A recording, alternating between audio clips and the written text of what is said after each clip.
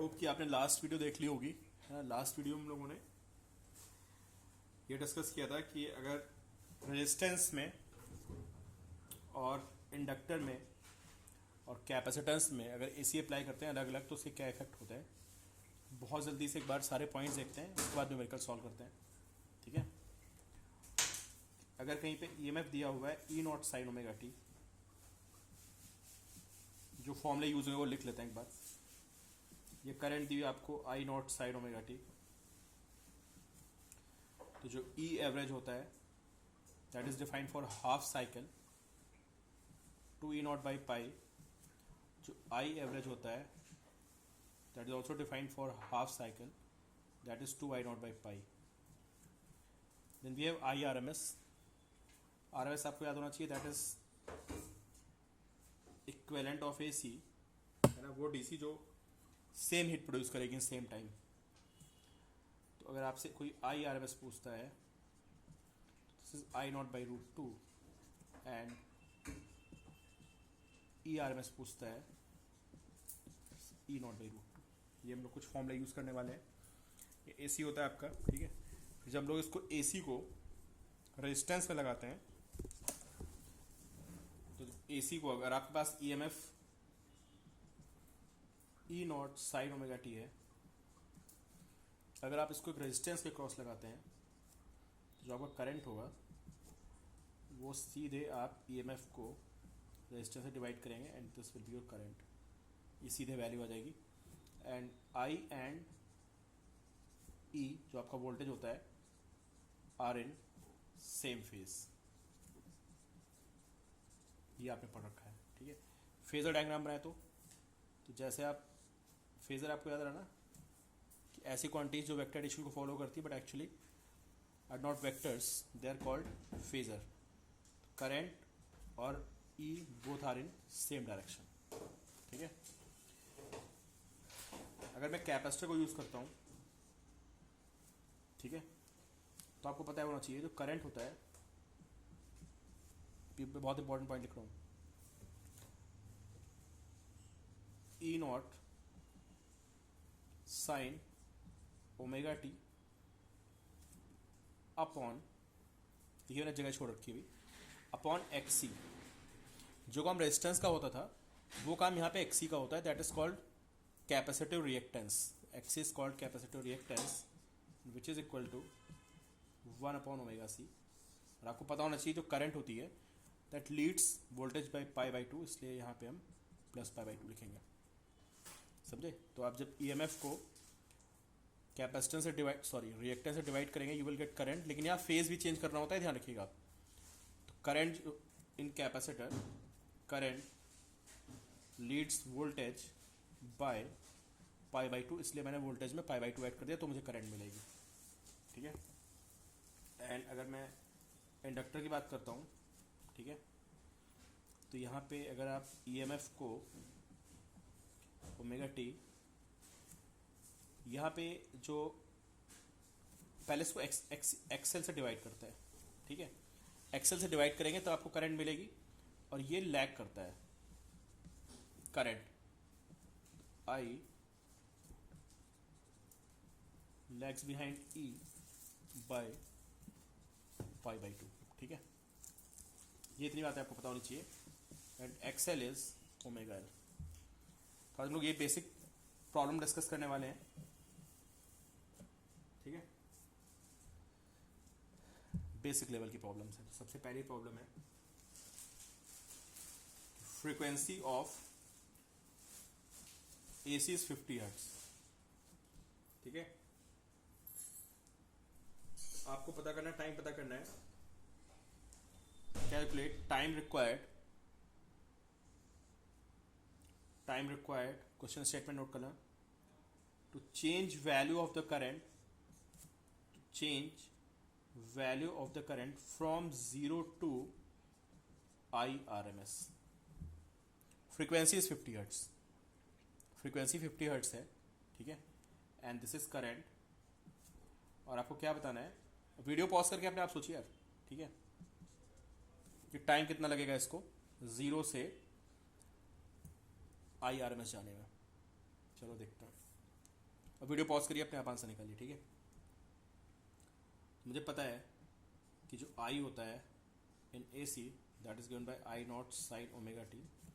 आई R M S की value में लिखूंगा I not by root two is I not sine omega T.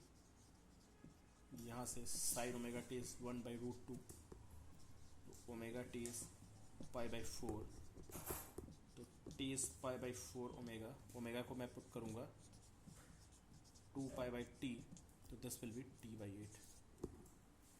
T by 8 के बाद वो जीरो से आर एम एस कहीं यहाँ पे होगा, तो this time is T by 8 and this current is I not by root two, ठीक है। फिर टेक टी बाई 8 टाइम।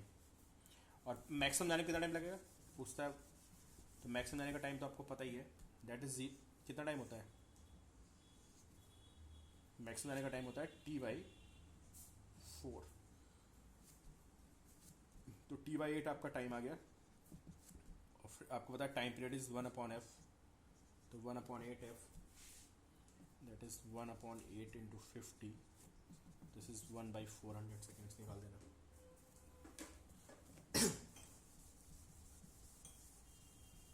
ठीक है, फिर देखिए नेक्स्ट क्वेश्चन है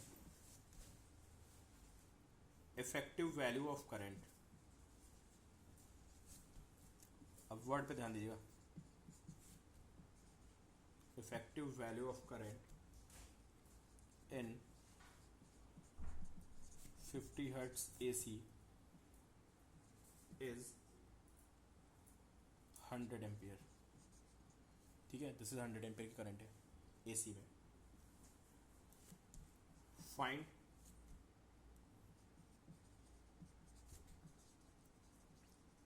peak current and mean value of current, ये एवरेज, ठीक है। इफेक्टिव वैल्यू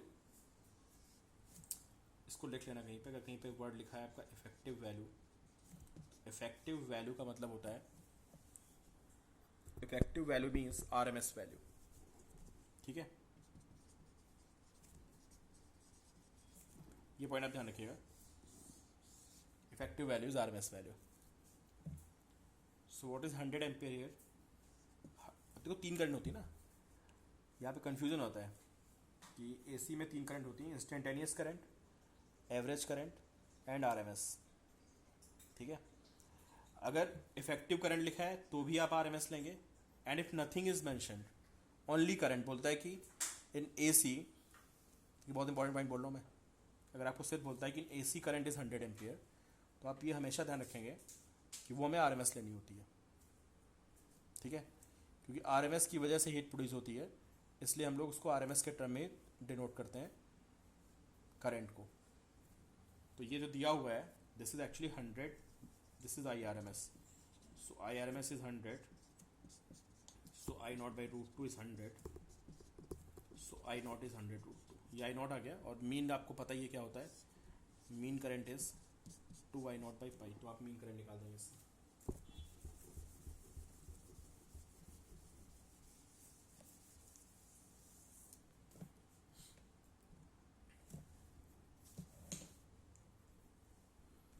एक क्वेश्चन और है, छोटा सा question, I is 10 sine 200 pi, basic problem discuss कर रहा हूँ मैं, ठीक है। ये करंट की वैल्यू गिवन है, ठीक है।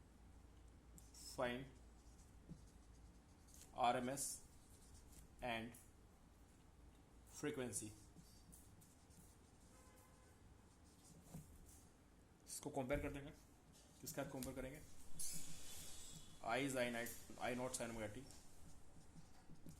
I nought is 10 and omega is 200 पाई। एक आंसर तुम्हारा आ गया, I नॉट की वैल्यू पता चल गई, omega is 2 pi f, is 200 pi, f is 100, I guess f 100 आ जाएगा आपका, ठीक है।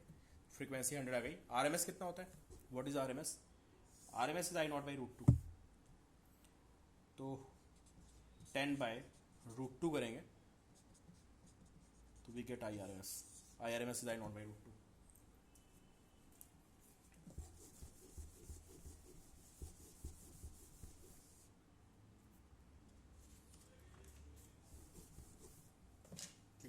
ये बेसिक इक्वेशंस हो गई, बेसिक क्वेश्चन है हमारे।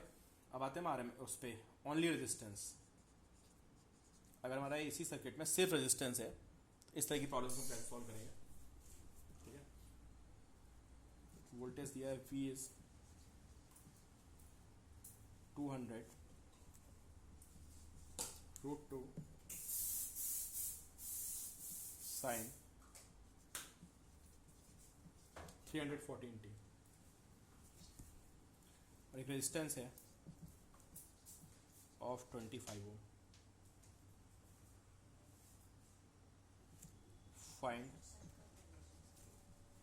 Find current through resistance.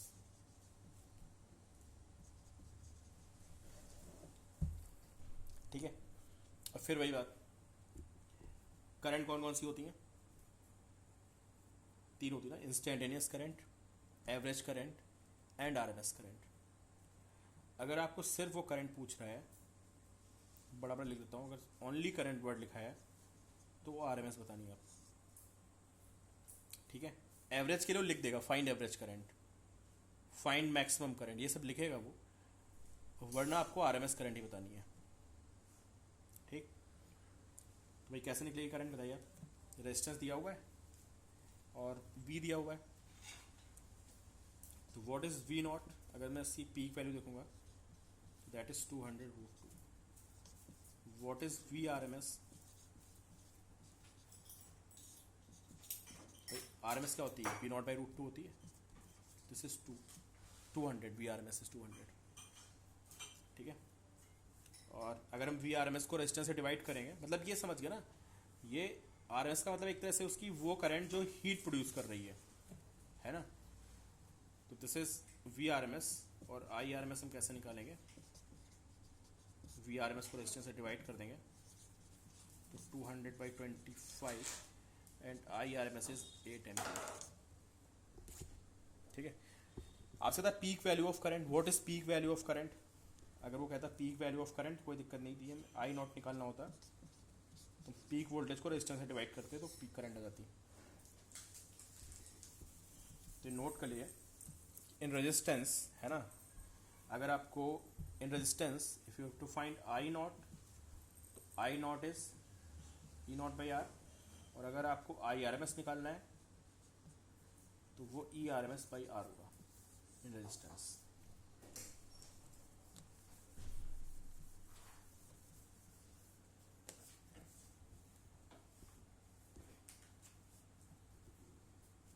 एक और क्वेश्चन देखते हैं इससे,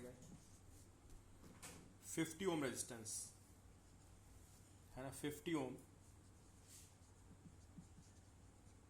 resistance is connected to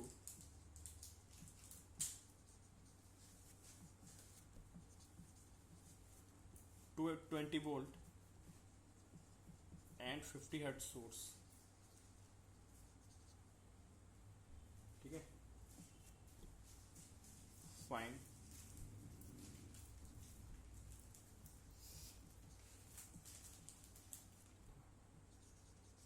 maximum potential difference and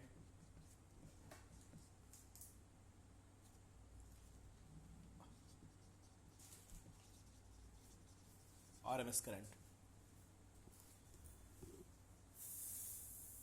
ये तो वैल्यूज फाइंड करें। ठीक है, वीडियो पॉज करो, सोचो।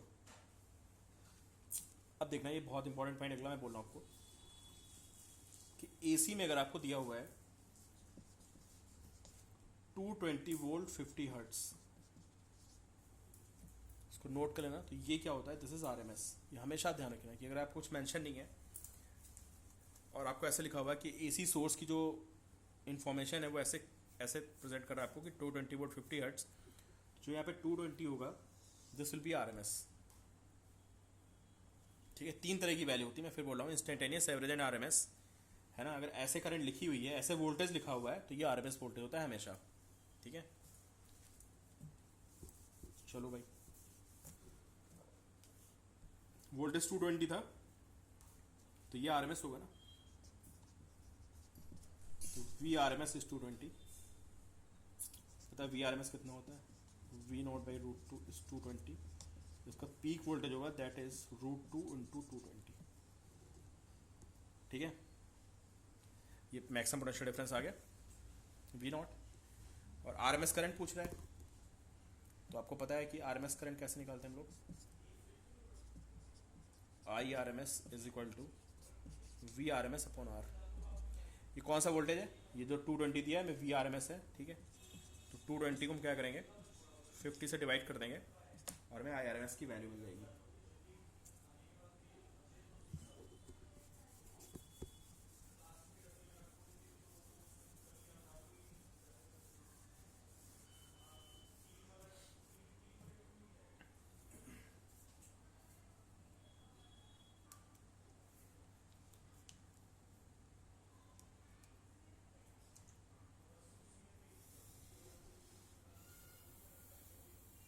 चलिए एक क्वेश्चन बहुत इंपॉर्टेंट है।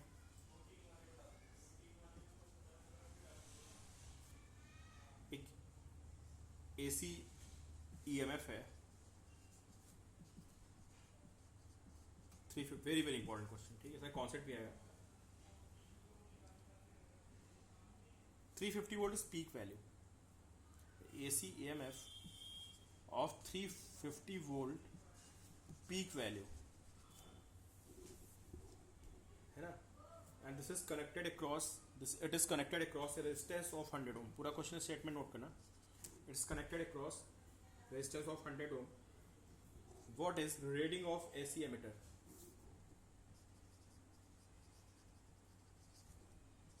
reading of AC emitter, समझ लो, मतलब ये मेरे पास एक सोर्स दिया है resistance 350 volt and this resistance is 100 ओम, ठीक है, और यहाँ पे एक एमिटर लगा हुआ है, उसकी आपको रीडिंग बतानी है, ठीक है। चलिए एक बार ट्राई करिए, देखिए। तो जो AC एमिटर होता है इसको नोट करना, कॉन्सेप्ट भी है यहाँ पे कि जो AC एमिटर होता है ना, ये क्या होता है, ये हीट को मेजर करता है ना। जब कहीं पे करंट फ्लो करती है तो ये हीट को मेजर करता है, और हीट को मेजर कर, जब किसी वायर में करंट फ्लो करेगी तो वहाँ पे हीट प्रोड्यूस होगी, हीट से इसमें एक्सपेंशन होता है ना, और एक्सपेंशन से इसका पॉइंटर घूमता है। बहुत पहले आपके में हुआ करता था ये, ठीक है। हॉट वायर एमिटर सिलेबस से हट चुका है।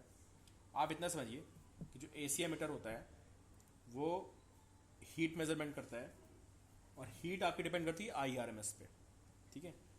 तो मैं लिख रहा हूँ आपको कि जो AC एमिटर होता है ना, वो क्या मेजर करेगा, इट मेजर्स IRMS। नोट करना बहुत इंपॉर्टेंट पॉइंट है, ठीक है। और होता है क्या है कि अगर हम लोग एक DC एमिटर लगा दें,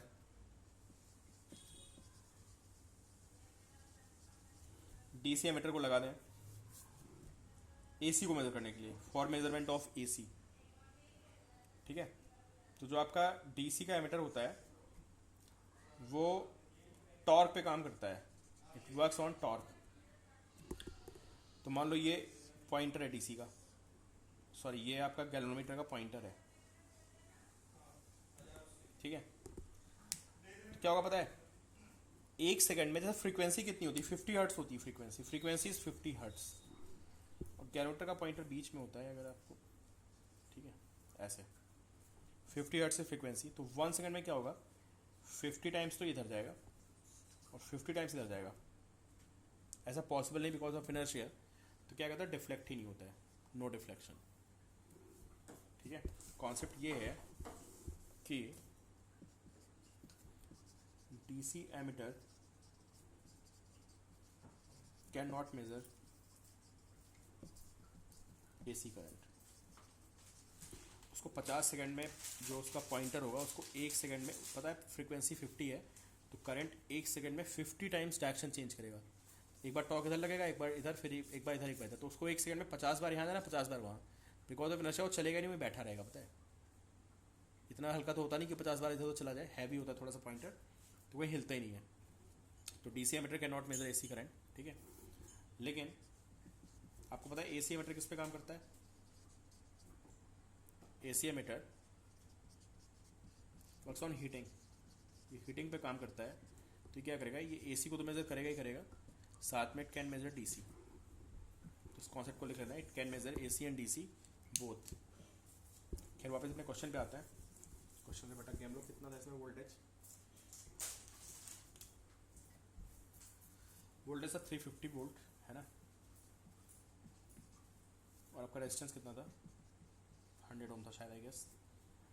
तो एमीटर लगा हुआ क्या मेजर करेगा, इट मेजर्स RMS, ये पीक वैल्यू थी है ना, मैंने क्वेश्चन बोला था 350 पीक वैल्यू। तो how to find IRMS is VRMS upon R, and how to find VRMS, this is V naught by root 2,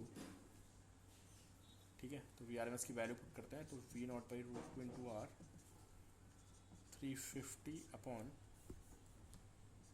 root 2 into R is 100, ये आपकी RMS वैल्यू आ जाएगी, समझे, ये RMS वैल्यू आपकी ना, VRMS अपॉन R, ये तो V naught by root 2 था, दिस इज IRMS, ये IRMS की वैल्यू आ गई। तो जो आपका AC एमीटर होगा वो RMS को रीड करता है, ये पॉइंट नोट कर लेना।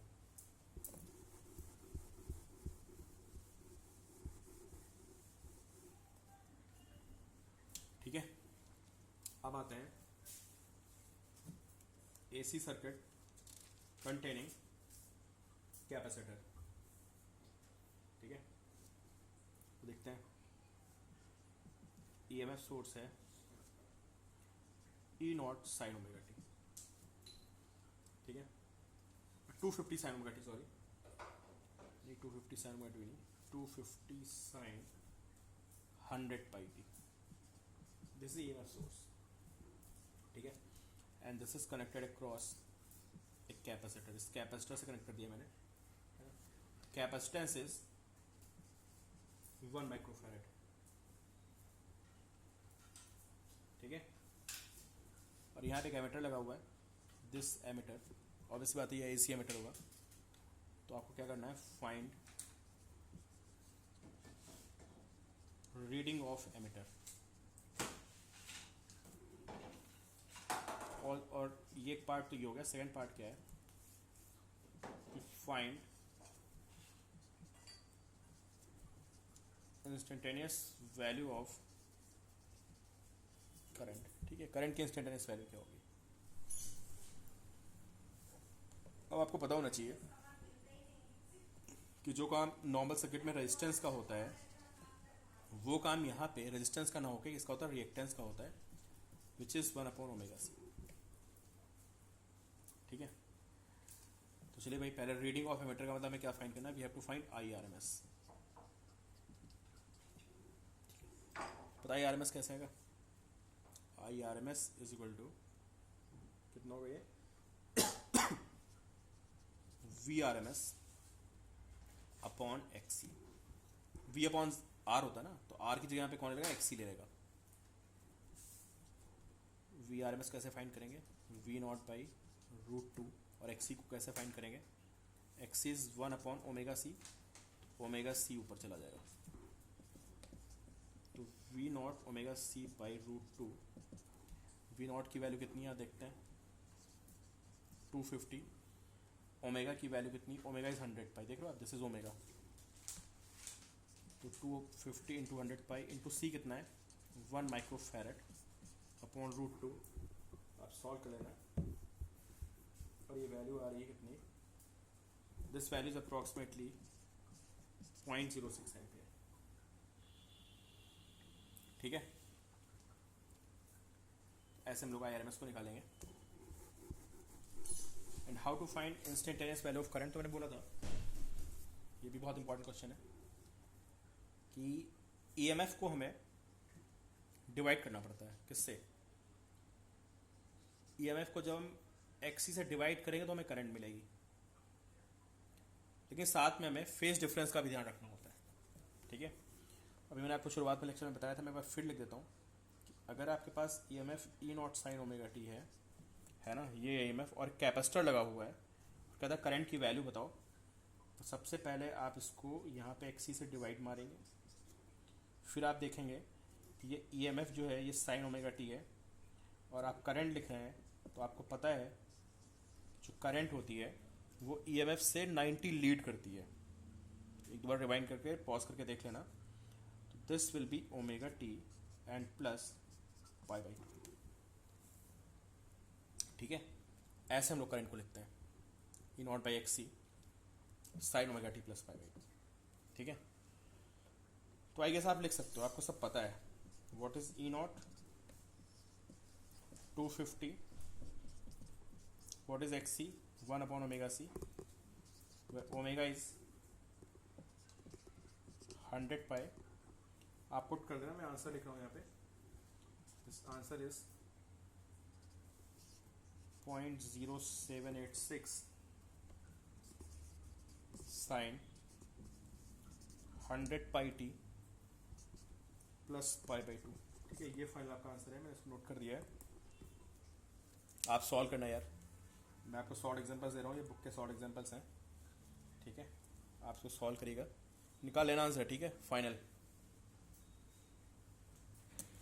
इसको देख लिया कैसे लिखा है मैंने करंट को, ये बहुत आगे यूज होने वाला है कि how to right current.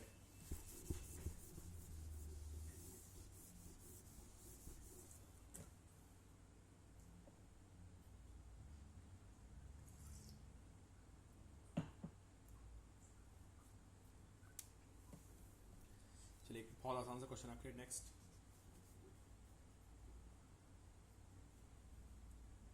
EMF is 10 sin omega t and capacitance is 10 microfarad. ठीक है, and omega is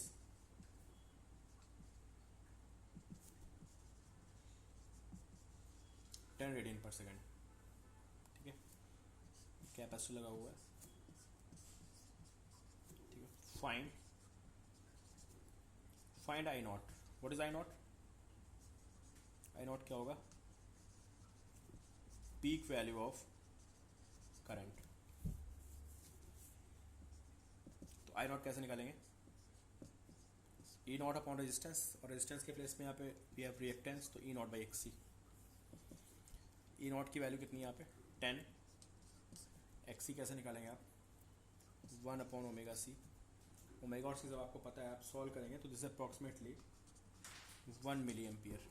सॉल्व करेंगे आप।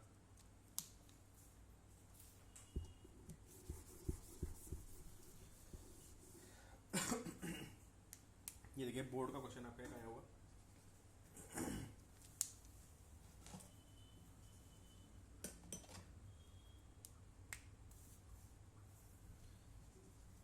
EMF सोर्स के बारे में दिया हुआ है। This is 220 volt and 50 hertz. This is EMF source and a 15 microfarad capacitor is connected across this AC EMF source. Find current.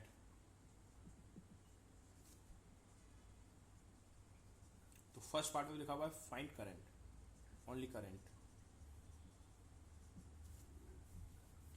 ठीक है, सेकेंड पार्ट में लिखा हुआ है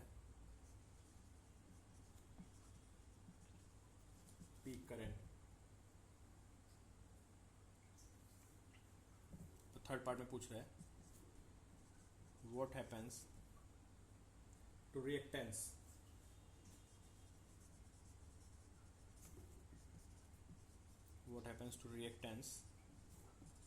if frequency is doubled। ठीक है, अब करंट पूछ रहा है, सिर्फ करंट लिखा है यहाँ पे। तो आपको बताया कि सिर्फ वोल्टेज लिखा होता है, सिर्फ करंट लिखा होता है, that is RMS value of current. ठीक है, तो अगर सिर्फ करंट पूछ रहा है, इसके लिए आपसे RMS पूछ रहा है। मैं आपको दूसरी तीसरी बार बता रहा हूँ इसी वीडियो में कि अगर किसी AC सोर्स का ऐसे लिखा होता है कि AC source is 220 volt 50 hertz, तो ये हमेशा उसकी RMS वैल्यू होती है। This value is RMS value. How to find RMS current? IRMS is voltage upon जो रेजिस्टेंस होता है उसके प्लेस पे वी हैव XC। ERMS कितना है? 220 upon XC is 1 upon omega C। ठीक है, व्हाट इज ओमेगा? ओमेगा यहाँ पे कितना है, ओमेगा होता है 2 पाई एफ, तो 2 पाई और एफ की वैल्यू कितनी 50 100 पाई, दिस इज ओमेगा। और आपको सी पता है 15 माइक्रोफेरेड, यहाँ पे वैल्यू पुट कर देना। मैं आपको बता दूँ इसकी वैल्यू कितनी आ रही है,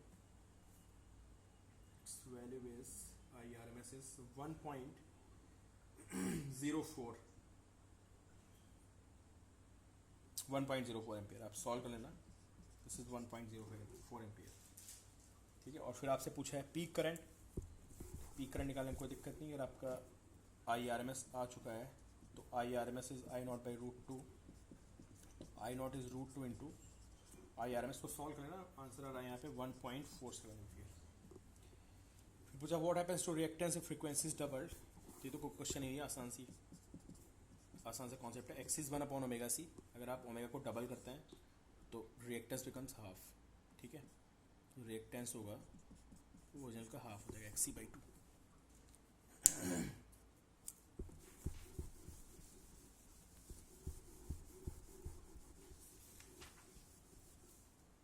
चलो इंडक्टर पे आते हैं।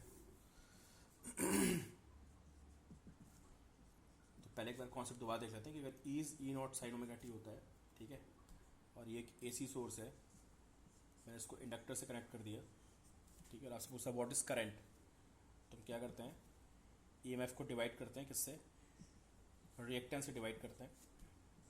और साथ में हमें पता है कि अब फेज भी चेंज करना पड़ता है, मतलब ये तो ओम्स लॉ हो गया ना कि आप वोल्टेज को रिएक्टेंस से डिवाइड करते हैं, तो this is Ohm's law. Ohm's law में साथ साथ में हमें फेज डिफरेंस का भी ध्यान रखना होता है। तो आई क्या होता है, आई लैग्स बिहाइंड, तो ये कितना होगा ओमेगा टी -π/2, ठीक है, ये ध्यान रखिएगा साहब। तो देखिए पहला क्वेश्चन है find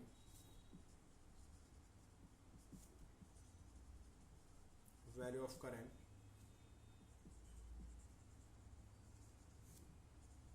through an inductor of 2 Henry connected to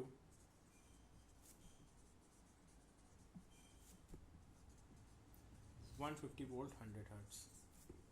find value of current, सिर्फ करंट लिखा हुआ है, इसका मतलब कौन सी current, this is I R M S. Now to find I R M S, I R M S कितनी होगी, E R M S upon resistance, और रेजिस्टेंस तो यहाँ होता नहीं है, वी हैव रिएक्टेंस एक्सएल। अब चलो ई आर एम एस ढूंढते हैं। 150 वोल्ट, मैंने फ्रिक्वेंसी नहीं लिखी, 150 वोल्ट 50 हर्ट्स। तो आपको पता है कि अगर आपको ऐसे वोल्टेज दिया होता है 150 वोल्ट 50 हर्ट्स, तो ये 150 क्या होता है, this is R M S value, ठीक है। आर एम एस में पता है 150, एक्सएल कितना होता है, XL is omega L, omega कितना होता है, omega is 2 πf, omega L and 150 upon 2 πfl, 150 upon 2 frequency कितनी यहाँ पे 50 एंड इंडक्टेंस इज 2। अब सॉल्व करेंगे, this is 0.239 ampere.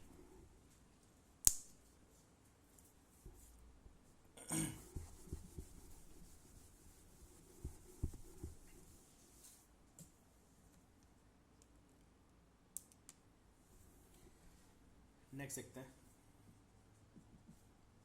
EMF is 220 sin 100πt, ये EMF की वैल्यू हो गई। और एक इंडक्टेंस है, इंडक्टेंस की वैल्यू है 1/π हेनरी, ठीक है। राइट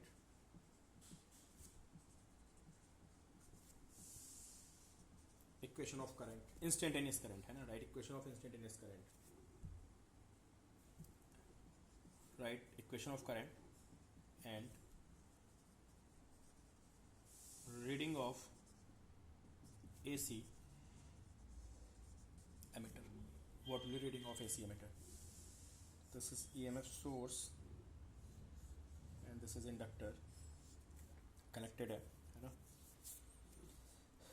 तो EMF से करंट कैसे निकालते हैं, अगर आपको I E not sine omega T, face क्या चेंज होता है बताइए? अगर ये साइन ओमेगा टी होता है तो आपको पता है current lags in inductor, current lags by pi by two, तो omega T minus pi by two and divided by X L, this will be value of current. ठीक है, क्या आएगा यहाँ पे? 220 sine 100 pi T minus pi by two and upon X L, X L is omega L, है ना, upon X L. X L कैसे निकालेंगे यार? X L is omega L, omega is 2 pi F, 2 pi F L, तो in 2 pi and what is frequency? Omega ही पता है हमें, why right 2 pi F L, omega की वैल्यू में पता है, ओमेगा इज 100 पाई, तो 100 pi and into L, L is 1 बाई पाई विच इज़ 100। ठीक है, तो ये वैल्यू आ गई, एक्सएल की वैल्यू 100 आ गई। ठीक है, तो ये हमारा इक्वेशन बन गई 200 बाई 100 2, ये 2 बन जाएगा 2 sine 100 pi T minus pi by 2। Reading of AC meter, यार एसी मीटर क्या रीड करता है? दूसरी बार आपको बता रहा हूँ कि एसी मीटर क्या रीड करता है, it's R M S value. How to find I R M S value? अगर मैं ई आर एम एस को एक्सएल से डिवाइड करूँगा तो मुझे देखो, रेजिस्टेंस तो आर आ जाएगा, कैपेसिटर है तो सी आ जाएगा, और इंडक्टर तो एक्सएल आ जाएगा। How to find E R M S? E not by root two and into X L. E naught की वैल्यू कितनी? 200 बाई रूट टू, और एक्सएल अभी हमने 100 निकाला था। ठीक है, this is 2 by root two and root two आ जाएगा ये। ठीक है,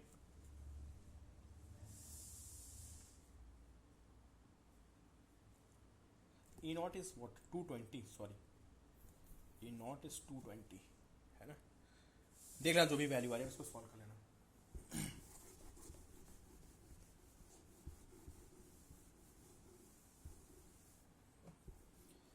कोई क्वेश्चन आसान सा, find maximum value of current.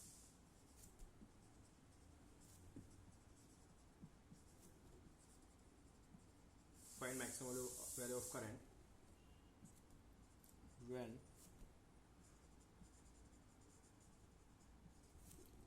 inductance of 2 Henry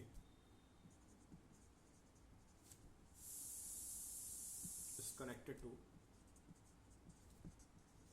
150 volt 50 cycle frequency। I not पूछा आपसे ना, और इंडक्टर दिया हुआ है, कुछ वोल्टेज वगैरह दे रखा है, वीडियो पॉज करके आपको आंसर निकालना है। How to find I nought? This is सिर्फ इंडक्टर है तो it will be E not by XL. हमें ई नॉट फाइंड करना है और एक्सएल फाइंड करना है। एक्सएल फाइंड कर सकते हैं। How to find X L? X L is omega L. How to find omega? 2 pi F L, तो 2 pi and how to find F? F तो दिया हुआ है 50 and what about L? L is 2, so we have 200 pi is XL, 200 pi ohm। ठीक है, और E nought, how to find E not?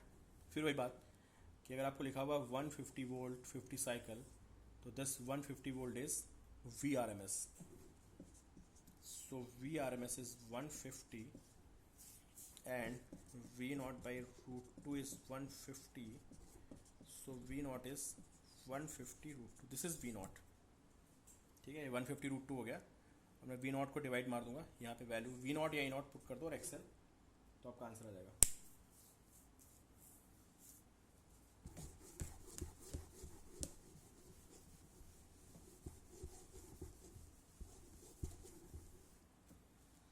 और ये एनसीईआरटी का क्वेश्चन है, directly from NCERT,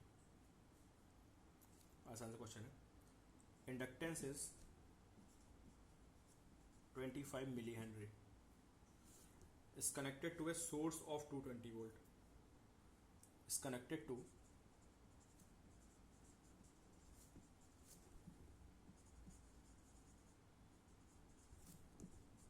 a source of 220 volt। Find RMS current, find RMS current, और उससे पहले में एक चीज़ और फाइंड करनी है, inductive reactance, inductive reactance, source of 220 volt and 50 hertz. Inductive reactance XL is omega L 2 pi FL, 2 into pi into F is 50 into L is 25 into 10 power minus 3। Solve करना है, दिस इज 7.85 ओम आ रहा है। And RMS current, अगर सिर्फ current बोलता तब भी RMS current होती है, और RMS कह रहा तो कोई बात ही नहीं। फाइंड RMS करंट, तो how to find IRMS, IRMS is equal to ERMS upon XL। ERMS कैसे फाइंड करेंगे, ये ERMS ही तो दिया हुआ है मैं, दिस 220, ठीक है, तो 220 upon 7.85 and this answer is 28 ampere.